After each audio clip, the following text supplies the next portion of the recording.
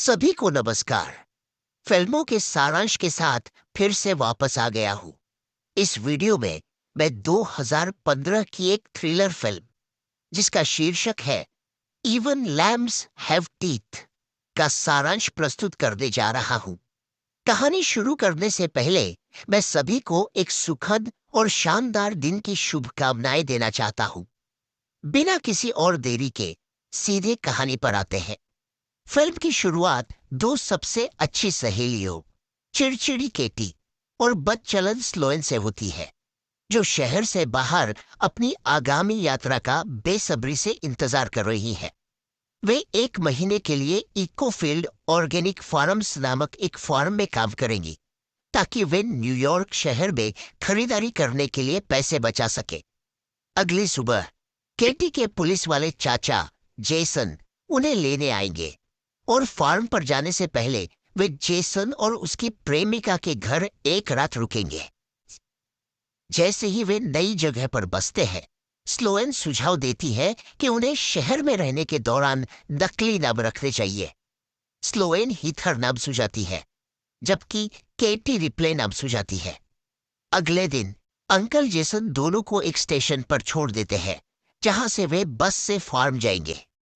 एक सुरक्षात्मक police uncle होने के नाते जेसन उनसे कहता है कि अगर वे मुसीबत में पड़ जाए तो उन्हें एक सुरक्षित शब्द सोचना चाहिए।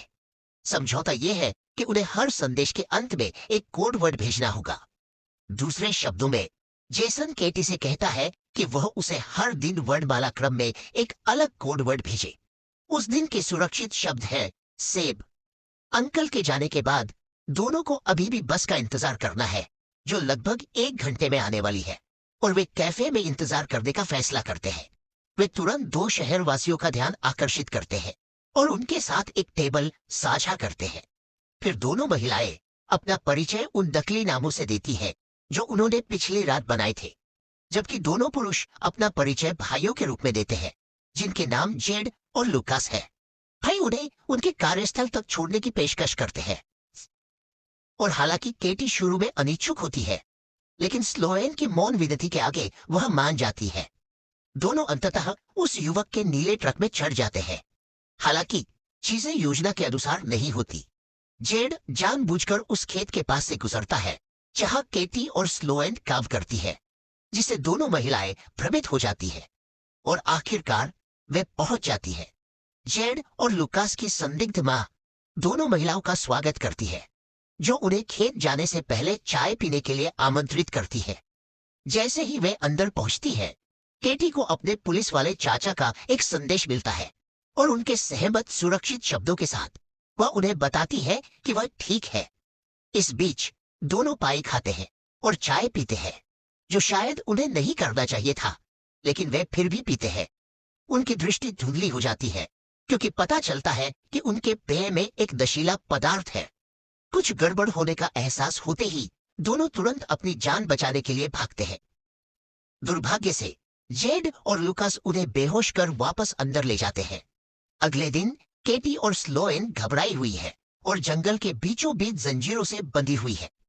जेड उनके पास जाता है और उन्हें बताता है कि अब वे यही रहेंगी, और उन्हें जीने के लिए कपड़े, बिस्तर और शौचालय जैसी बुनियादी सुविधाएं दी गई है।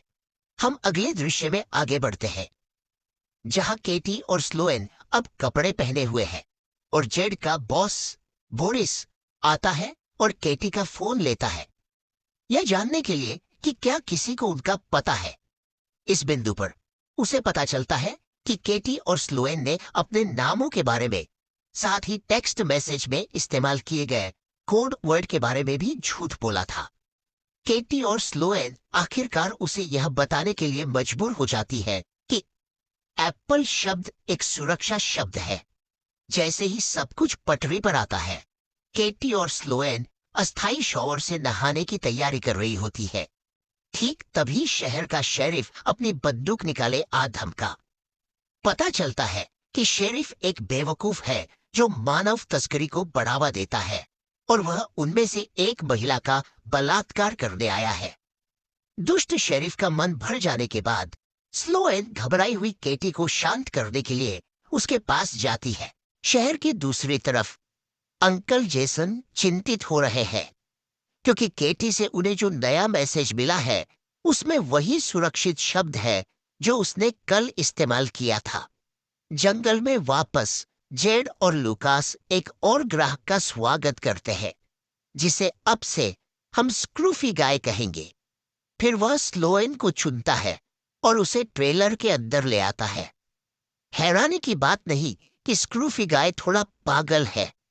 पुलिस वाले अंकल की बात करें तो वह आखिरकार स्लोएन और केटी के कार्यस्थल पर फोन करते हैं और उन्हें पता चलता है कि वे कल काम पर ही नहीं आई। उन्हें यकीन हो जाता है कि वे मुसीबत में है, इसलिए वह उन्हें ढूंढने दौड़ पड़ते हैं। इस बीच स्लोएन और केटी का दिन और भी खराब होने वाला है क्योंकि अगला ग्राहक जो आता है वह पहले से भी ज्यादा संदिग्ध है। जेड और लुकास अगले ग्राहक के पास आते ही अपने सिर ढकने के लिए दौड़ पड़ते हैं। पिग मास्क ड्यूड स्लोएन को उठाकर ट्रेलर के अंदर ले जाता है। उसके जाने के बाद अब केटी की बारी है कि वह हिली हुई स्लोएन को शांत करे। हमें ठीक से पता नहीं है कि पिग मास्क ड्यूड ने उसके साथ क्या किया क्योंकि स्लोएन पहले से भी ज्यादा सदमे में दिखाई देती है। अगले दृश्य में अंकल जेसन शेरिफ के कार्यालय पहुंचते हैं और शहर के उस विकृत शेरिफ से उनका आमना सामना होता है जिसे हमने पहले देखा था। यहाँ हमें पता चलता है कि चाचा असल में सिर्फ एक पुलिस वाला नहीं बल्कि एक एफबीआई एजेंट है। वह अपनी चिंता जाहिर करता है और उसे यकीन हो जाता है कि उसकी भतीजी का अपहरण हो गया है। कहानी को और भी दिलचस्प बनाने के लिए किसी वजह से एफबीआई चाचा शेरिफ को यह बताने का फैसला करते हैं कि उन्हें कैसे पता है कि वे मुसीबत में है, क्योंकि केटी ने अपने भेजे गए नए टेक्स्ट मैसेज में कोई नया कोड वर्ड इस्तेमाल नहीं किया था। जंगल में जाहिर है शेरिफ ने अपहरणकर्ताओं को बता दिया है कि केटी के चाचा एक एफबीआई एजेंट है और केटी ने उनसे सुरक्षित शब्द के बारे में झूठ बोला था। एफबीआई को अपने मानव तस्करी के धंधे में दखलंदाजी न करने देने के लिए बॉस बोरिस जेफ से कहता है कि वह उन दोनों को मार डाले और उनकी लाशें फेंक दे। उन्हें पता भी नहीं चलता। केटी उनकी बातचीत सुन रही होती है। जब यह सब हो रहा होता है एफबीआई अंकल उस कैफे में जाने का फैसला करते हैं जहां उन्होंने आखिरी बार केटी और स्लोएन को छोड़ा था। फिर वे बरिस्ता से पूछते हैं कि उसे क्या पता है। बरिस्ता को अच्छी तरह याद है कि केटी और स्लोएन किस तरह का ट्रक लेकर गए थे। अगले दिन केटी स्लोएन को बताती है कि अपहरणकर्ता उन्हें मारने की योजना बना रहे हैं। कुछ ही देर पहले अपहरणकर्ता स्क्रूफी गाय के साथ पहुंचते हैं। फिर वे स्क्रूफी गाय को उन पर नजर रखने के लिए पीछे छोड़ देते हैं। केटी इस मौके का फायदा उठाकर उसे फुसलाती है और जैसे ही वह उसके काफी करीब पहुंचती है वह अपने नंगे दांतों से उसका गला काट देती है। फिर दोनों महिलाएं अपनी जंजीरों से आजाद होने की कोशिश करती है। कुछ ही देर बाद शेरिफ घटनास्थल पर पहुंचता है, संभवतः उन्हें मारने के लिए। लेकिन जैसे ही वह अपनी कार से बाहर निकलता है केटी और स्लोएन उसकी कार चुरा लेती है। दोनों महिलाएं वापस शहर में आती है और सामान तैयार करने के लिए हार्डवेयर की दुकान पर जाती है। अब कुछ गड़बड़ होने वाली है। फिर वे कैशियर से पूछते हैं कि क्या वह नीले ट्रक वाले आदमी बोरिस को जानता है और कैशियर को पता है कि वह कहाँ रहता है। शहर के दूसरी तरफ अंकल जेसन आज शहर के कार बीमा भवन में जाकर अपनी जांच जारी रखते हैं। वह गलती से एक नीले ट्रक से टकराने की कहानी करते हैं और पूछते हैं कि उसका मालिक कौन है। बॉस बोरिस किसी तरह घर वापस आ जाता है। पता चलता है कि केटी और स्लोएन चुपके से उसके पास आ गई है और उस पर कील लगे टेनिस बॉल फेंक कर उसे बुरी तरह घायल कर दिया है। अब जब स्थिति बदल गई है बोरिस अपनी जान की भीख मांगता है और यहाँ तक कि अपनी जान बख्शने के बदले में अपने पैसे भी देने की पेशकश करता है। तभी अंकल जेसन बोरिस के घर के सामने पहुंच जाते हैं। वापस अंदर केटी और स्लोएन उससे सुअर के मुखौटे वाले आदमी की पहचान के बारे में पूछताछ शुरू कर देती है। जब बोरिस यह बताने से इनकार करता है, केटी और स्लोएन एक अस्थाई भाला लेकर उसके पीछे घुसा देते हैं, जिससे अंततः उसकी मौत हो जाती है। जब अंकल जेसन आखिरकार घर में दाखिल होते हैं तो ऐसा लगता है कि केटी और स्लोएन जा चुके हैं और वो मरते हुए बोरिस को देखते हैं। तभी जेसन को कार के इंजनों की गर्जना सुनाई देती है और वह बाहर भागता है। केटी और स्लोएन गाड़ी चलाकर चले जाते हैं, जबकि अंकल जेसन मरते हुए बोरिस को अस्पताल ले जाते हैं। अगले दृश्य में शेरिफ अंकल जेसन को बताता है कि बोरिस बच नहीं पाया और भी चिंतित होकर अंकल जेसन केटी के फोन पर कॉल करने की कोशिश करते हैं, लेकिन फिर यह महसूस करते हुए कि उनका भेद खुल गया है, शेरिफ अपनी बंदूक निकाल लेता है। केटी और स्लोएन एक चर्च के सामने रुकते हैं और हमें पता चलता है कि वह सुअर का मुखौटा पहने आदमी असल में शहर का पुजारी है। स्लोएन चर्च के अंदर प्रवेश करती है और उसका सामना उसके बलात्कारी से होता है।